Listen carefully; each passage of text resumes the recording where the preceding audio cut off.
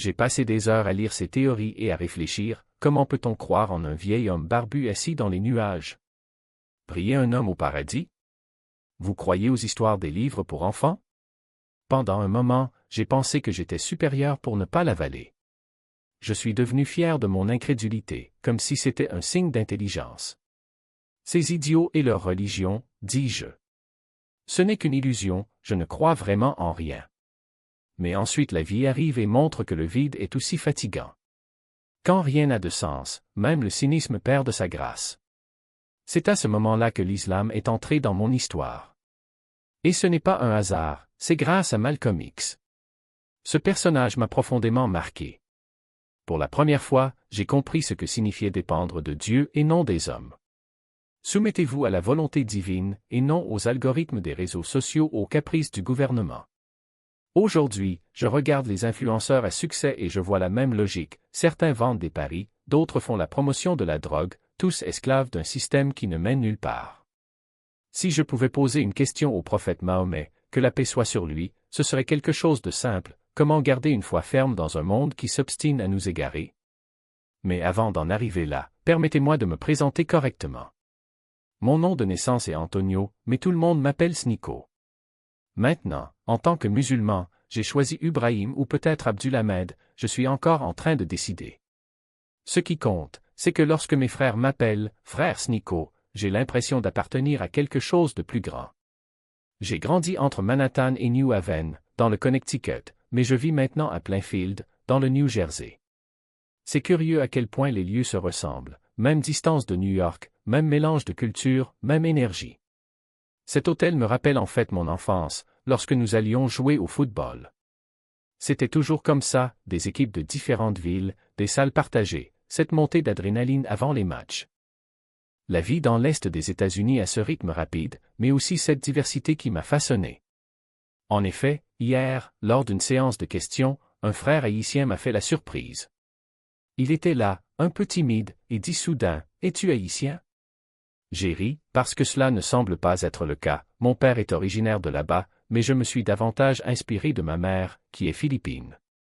Il a utilisé une expression que je préfère ne pas répéter, mais j'avoue que cela m'a surpris. La vérité est que je viens d'un creuset culturel, Haïti, Philippines, éducation catholique. Mes parents ont été colonisés par des monarchies catholiques et, aujourd'hui encore, ces pays respirent la religion. Les Philippines comptent en fait parmi les endroits les plus religieux au monde. J'ai moi-même étudié pendant 1 an dans une école catholique, en maternelle, et je me souviens des cours de catéchisme comme d'un rituel obligatoire.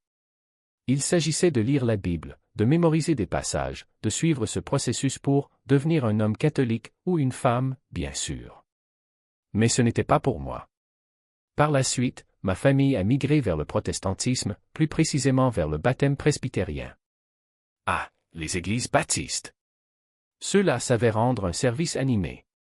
Dans le sud des États-Unis, les gens sautent, crient « Alléluia », ils sont vraiment excités.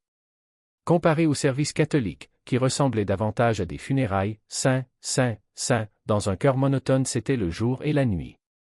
Je me sentais même jaloux de cette énergie. Mais au fond, c'était toujours quelque chose d'imposé. Je me souviens d'être allé à la messe tous les dimanches avec mon frère et nous avions planifié comment survivre à cette heure interminable. Nous avons pris des élastiques pour jouer avec et nous les avons lancés les uns aux autres, cachés derrière les bancs de l'église. S'il n'y avait pas d'élastique, nous prenions la barrette à cheveux de ma mère. Tout pour ne pas mourir d'ennui. J'ai même pensé à prendre ma Game Boy, mais c'était trop bruyant et évident. Cela ne m'a pas touché. C'était une obligation, pas une foi. Alors quand j'ai découvert l'islam, c'était comme respirer pour la première fois. Ce n'était pas seulement un choix, c'était des retrouvailles. Les musulmans nés ont même une certaine envie des revers, vous savez? Parce que nous avons été choisis. Allah nous a guidés vers lui parce que nos cœurs étaient prêts. C'est comme rencontrer votre âme sœur dans une file d'attente dans un supermarché, vous ne vous y attendiez même pas, mais elle était là. L'islam était comme ça pour moi, la foi qui ne m'a jamais quitté, même si je ne savais pas que je la cherchais. Et je n'ai pas toujours cru en Dieu. Même en tant qu'enfant catholique, il y a eu des hauts et des bas. Puis vint la phase de l'athéisme militant. Vous vous souvenez des années 2010? Richard Dawkins et son livre « The God Delusion » sont devenus viraux sur Reddit. Sous l'administration Obama, l'athéisme était presque une mode. Je suis tombé dans cette vague, pensant que c'était le comble de la rationalité. Mais au fond, c'était juste une autre sorte de vide. Je prie un homme? Pourquoi demanderais-je l'aide à quelqu'un qui, selon la doctrine elle-même, aurait déjà fait tout ce qu'il pouvait pour moi il y a 2000 ans? La logique ne tenait tout simplement pas la route. Et quand je posais des questions, les réponses étaient toujours évasives. C'est un mystère de foi, comme si la foi était synonyme d'accepter l'absurde sans se poser de questions. Mais l'islam ne demande pas cela. Cela ne vous oblige pas à ignorer la raison de croire. Au contraire, il invite à la réflexion. Lorsque le cheikh débattit de ce point concernant la Trinité, ce fut comme si un rideau s'ouvrait. Il n'a pas eu recours au dogme, il n'a pas eu recours à une émotivité bon marché. Il a dit, si Dieu est un, pourquoi le divisez-vous en trois? Si Jésus est Dieu, pourquoi s'est-il prié? Si le Saint-Esprit est Dieu, pourquoi n'a-t-il jamais été adoré comme tel? Et je restais là, paralysé, parce que pour la première fois quelqu'un parlait mon langage, le langage de la logique, de la cohérence, de ce qui a du sens. Et ce n'était pas seulement ça. L'islam ne se contente pas d'être une simple croyance. C'est un système complet. Il ne vous dit pas seulement quoi croire, mais aussi comment vivre. Il ne sépare pas la foi de la vie quotidienne, comme si la religion était quelque chose qu'on fait le dimanche et qu'on oublie le lundi. Cela vous donne une structure, comment manger, comment vous habiller, comment traiter votre famille, comment gérer vos affaires, comment faire face à l'injustice. Et le plus impressionnant? Tout cela sans contradiction. Sans cette impression que vous essayez de faire entrer un carré dans un trou rond.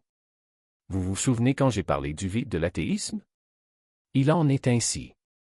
L'islam a comblé ce vide, mais pas de la manière à laquelle je m'attendais.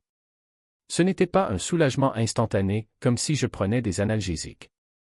C'était plutôt comme se réveiller d'un long sommeil et réaliser qu'on avait rêvé tout ce temps. Soudain, tout avait un but. Même de petites choses comme se laver les mains avant de manger ou tourner la tête vers la Mecque 5 fois par jour sont devenus des actes de rébellion. Rebellez-vous contre un monde qui veut que vous viviez en pilote automatique, en vous consommant, en vous distrayant, en vous engourdissant. Et savez-vous ce qui m'a le plus convaincu? La simplicité. Dieu est un. Il n'a ni enfant, ni partenaire, ni intermédiaire. Il est le premier et le dernier, le visible et l'invisible. Il n'y a pas de mystères inutiles, pas de hiérarchie déroutante, pas besoin d'inventer des excuses pour expliquer l'inexplicable. C'est direct. C'est honnête. C'est comme si, après des années d'errance dans des labyrinthes théologiques, j'avais enfin trouvé une porte avec le panneau « Sortez par ici ». Bien sûr, j'avais encore des doutes. Je l'ai toujours. Mais l'islam ne vous oblige pas à abandonner votre cerveau à la porte de la mosquée. Il dit « Réfléchissez. Questionnez. Cherchez. » Et c'est ce que j'ai fait. Et plus je regardais, plus les pièces se mettaient en place. Non pas parce que je voulais qu'il s'adapte, mais parce qu'il le fallait. C'était comme résoudre un puzzle et se rendre compte que toutes les pièces étaient là depuis le début. Il suffisait que quelqu'un remette la boîte dans la bonne position. Assis en cercle, riant, échangeant des histoires, et soudain, l'un d'eux a levé la main et a demandé « Frère, pourquoi devons-nous prier 5 fois par jour? Ne pouvons-nous pas le faire une seule fois et c'est tout ?» J'ai souri. Non pas parce que c'était une question idiote, mais parce que je m'étais déjà posé la même chose. Et la réponse que j'ai trouvée ne vient pas d'un livre, ni d'un chèque, mais de l'expérience elle-même. C'est comme si chacune de ces 5 fois était un rappel, vous n'êtes pas seul. Vous ne possédez pas votre temps. Vous faites partie de quelque chose de plus grand. Et quand on comprend cela, la prière cesse d'être un fardeau et devient un refuge. Un moment où le monde extérieur, avec ses pressions, ses tentations, ses distractions, s'arrête tout simplement. Vous vous agenouillez, posez votre front sur le sol et dites « Me voici. J'ai besoin de toi. » Bien sûr, au début, c'était étrange. Je regardais l'horloge et je pensais « Bon sang, il est déjà 3 heures de l'après-midi et je n'ai toujours pas prié dur. » Puis je me suis souvenu de quelque chose qu'un frère m'avait dit « Allah n'a pas besoin de vos prières. C'est vous qui avez besoin de lui. » Et ça a tout changé. Il ne s'agissait pas de remplir une obligation. Il s'agissait de se souvenir de se rappeler que la vie n'est pas seulement le travail, les factures, les likes, les fêtes ou tout ce qui consomme votre attention. Il s'agit de reconnaître qu'il existe un ordre, un but et que vous en faites partie. Et la musique? Ah, la musique. C'était la partie qui faisait le plus mal. Non pas parce que je ne pouvais pas vivre sans elle, mais parce qu'elle était ma compagne en tout. Dans la voiture, sous la douche, avant de se coucher, dans les moments de colère, de joie, d'ennui. C'était comme si chaque rythme, chaque parole comblait des trous que je ne pouvais pas nommer. Mais ensuite est venu le Coran. Et soudain, j'ai réalisé que ce que je recherchais dans la musique, ce sentiment de connexion, de sens, de catharsis était déjà là, selon les paroles d'Allah. Mais au lieu de me distraire, ils m'ont réveillé. Au lieu de m'engourdir, ils m'ont brûlé. Et quand on ressent cela, il ne s'agit plus de renoncer à quelque chose. Il s'agit de réaliser que ce que vous pensiez être la liberté était en réalité une prison déguisée. Et Miami? Miami est un test quotidien. Ce n'est pas que la ville soit contre l'islam, c'est plutôt qu'elle est un tourbillon de fitna, comme vous l'avez dit. Tout ici est fait pour vous abattre, les fêtes, les regards, les conversations creuses, la pression de profiter de la vie, comme si profiter était synonyme de gaspillage. Mais c'est précisément dans ces lieux que la foi est mise à l'épreuve. Il ne s'agit pas de fuir le monde. Il s'agit d'être dedans sans se laisser engloutir. C'est là qu'intervient l'importance de la communauté. De la part des frères qui vous rappellent de prier lorsque vous oubliez. Des réunions après la prière, où l'on rit, débatte, mange une assiette de biryani et repart rafraîchi. Car seul, il est facile de se perdre. Mais lorsque vous avez à vos côtés des personnes qui comprennent la lutte, qui vivent les mêmes défis, qui vous corrigent avec amour et non avec jugement, alors le voyage devient plus léger. Et les jeunes? Ah, c'est la raison pour laquelle je me réveille chaque jour avec l'envie d'en faire plus. Parce que j'ai été à leur place. Un jour, je pensais que la vie consistait simplement à avoir les baskets les plus chères, la fête la plus folle, le statut le plus élevé. Je me suis déjà perdu dans des nuits qui ne menaient nulle part. Et aujourd'hui, quand je vois un garçon de 16 ans me regarder comme si j'avais les réponses, je me dis, si j'avais écouté quelqu'un comme ça quand j'avais son âge, quelle souffrance aurais-je évité? Nous entraînons donc le karaté, car la discipline reste la discipline, que ce soit au dojo ou à la mosquée. Nous étudions le Coran, non pas comme un livre de règles, mais comme une carte. Et nous sortons ensemble, parce que la rue appelle, mais la fraternité appelle plus fort. Hier encore, après la prière du Maghreb, un des garçons m'a pris à part et m'a dit, « Frère, j'ai peur. » Mes amis me demandent de sortir, mais je sais que ce n'est pas bien. Je l'ai regardé et lui ai dit, « La peur est une bonne chose. Cela signifie que vous êtes sur la bonne voie. » Parce que la foi ne consiste pas à ne jamais douter. Il s'agit d'avoir le courage de choisir le bien même si le mal semble plus facile, plus amusant, plus personnel. Et lorsque vous faites ce choix, quelque chose de magique se produit, vous réalisez que ce que vous pensiez perdre, les fêtes, l'alcool, la musique, la liberté, n'a en réalité jamais été le vôtre. C'était juste un prêt. Et maintenant, vous l'avez rendu. Et savez-vous ce qu'il reste? Paix. Non pas la paix de quelqu'un qui s'est anesthésié, mais la paix de quelqu'un qui a enfin trouvé sa place dans le monde. La paix de ceux qui regardent en arrière et voient les empreintes de pas dans le sable et se rendent compte que, dans les moments les plus difficiles, il y avait 2 empreintes de pas une. Parce qu'Allah ne vous abandonne pas. Il attend juste que vous arrêtiez de courir en rond et que vous commenciez à marcher vers lui. Est entré sur le terrain et a ressenti le poids de la vérité, ce match n'était pas que du football. C'était quelque chose de plus grand. Entre 50, 100 personnes, tous frères, tous unis par quelque chose qui transcende la couleur de peau, la langue ou l'origine. Et là, au milieu de cette foule, il n'y avait pas de place pour le vice, pour la vaine distraction, pour la tentation qui guette toujours quand on est entouré de ceux qui ne partagent pas la même lumière. Il n'y avait pas une seule carte proposant un verre, une invitation au bar, un regard dédaigneux. Parce que lorsque vous êtes parmi les vôtres, l'environnement s'adapte à votre objectif. Et ça fait toute la différence. Votre famille, vos amis, ils ont vu le changement. Non pas cette transformation superficielle, qui disparaît avec le temps, mais quelque chose de profond, qui brille dans les yeux, qui se reflète dans la posture, qui fait que les gens autour s'arrêtent et disent « Tu es différent. Tu es radieux. » Et ce n'est pas magique. C'est la lumière de quelqu'un qui a enfin trouvé ce qu'il cherchait depuis toujours, même sans le savoir. Ils ne comprennent peut-être pas tout. Après tout, le monde a tellement déformé l'image de l'islam que même les plus bien intentionnés ont des doutes. Mais qu'en est-il des femmes? Ne les opprimez-vous pas?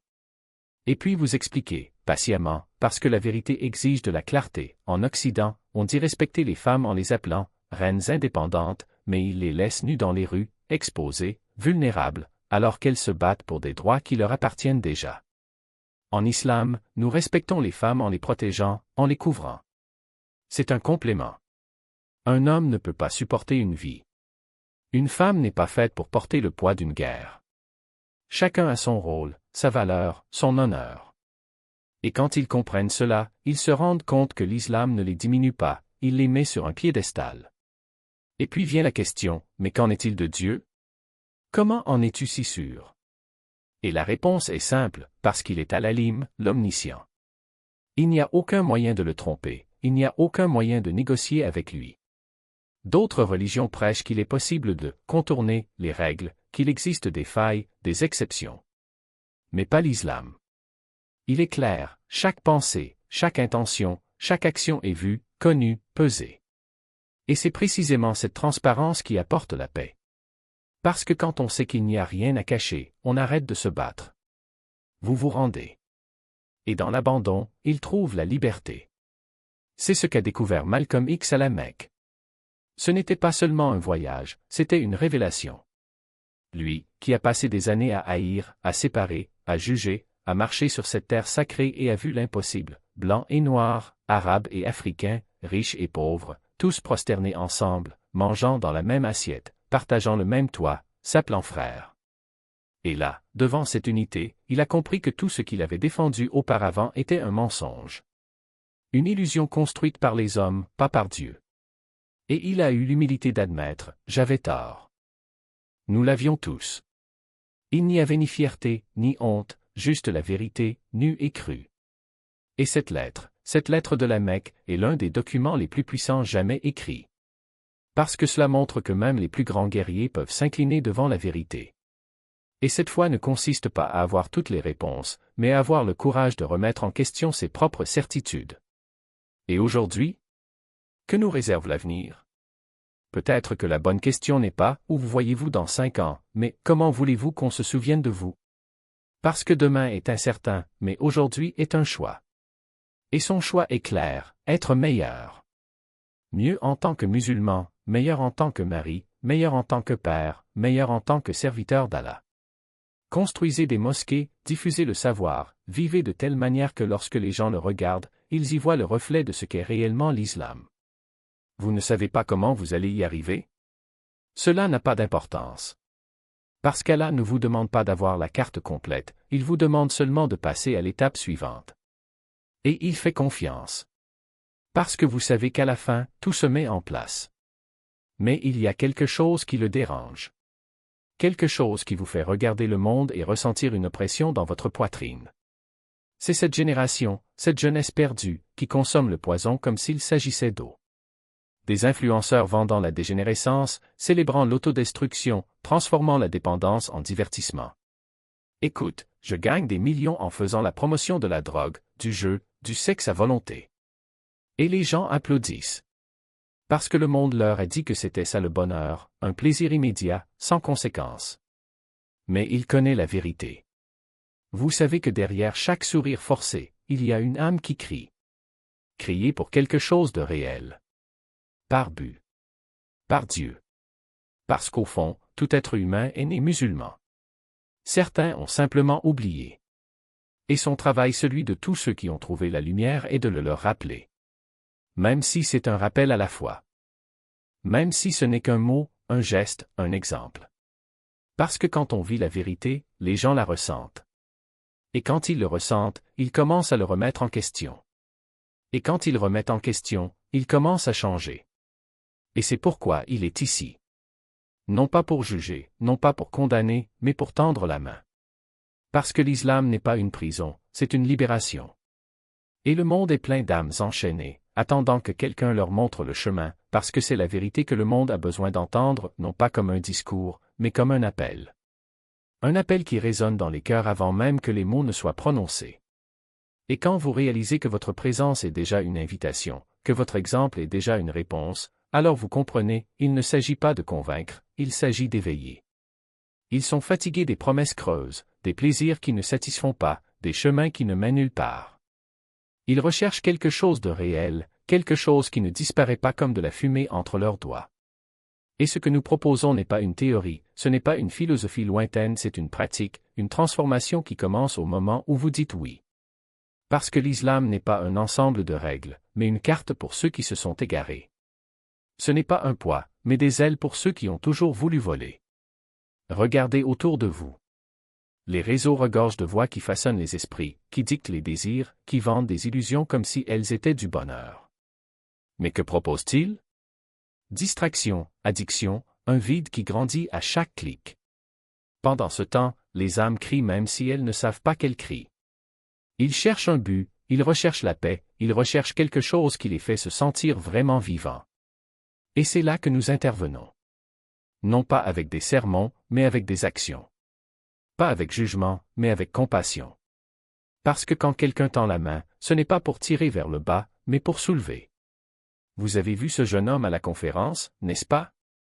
Cet éclat dans les yeux, cette soif de savoir. Il n'en fallait pas beaucoup pour s'en rendre compte, il était déjà prêt. Et quand vous reconnaissez cela, quand vous voyez la fin spirituelle de quelqu'un, comment pouvez-vous ne pas agir?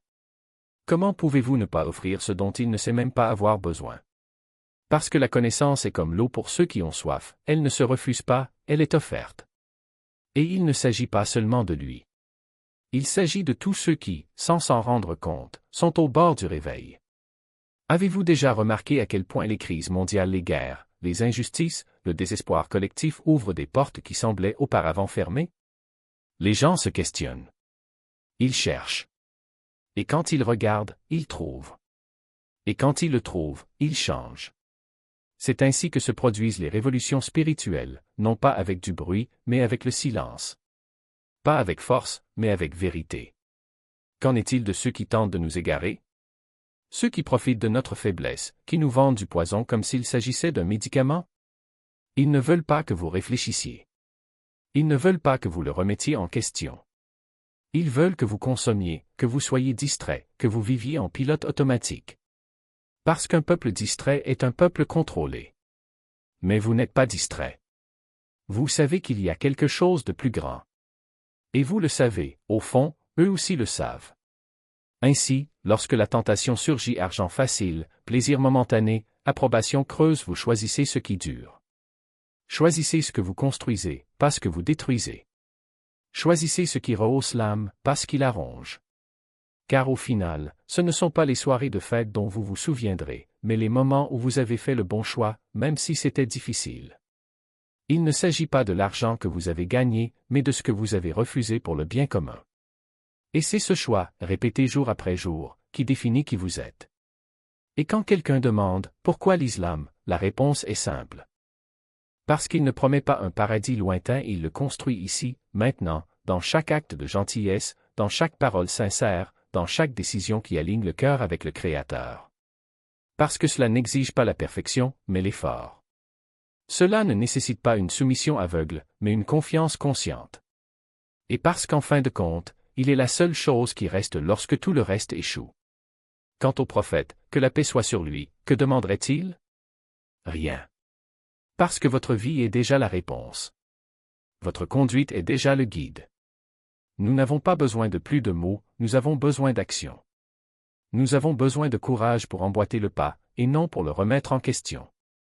Et quand viendra le jour où nous nous présenterons devant le Très-Haut, ce qui comptera ne sera pas ce que nous avons dit, mais ce que nous avons fait. Ce ne sera pas ce que nous désirons, mais ce que nous expérimentons. Alors, frères, sœurs, continuez. N'attendez pas le moment parfait. N'attendez pas le courage absolu. Commencez maintenant. D'un geste. Avec un mot. Avec un choix. Parce que le monde attend. Et vous êtes déjà la réponse.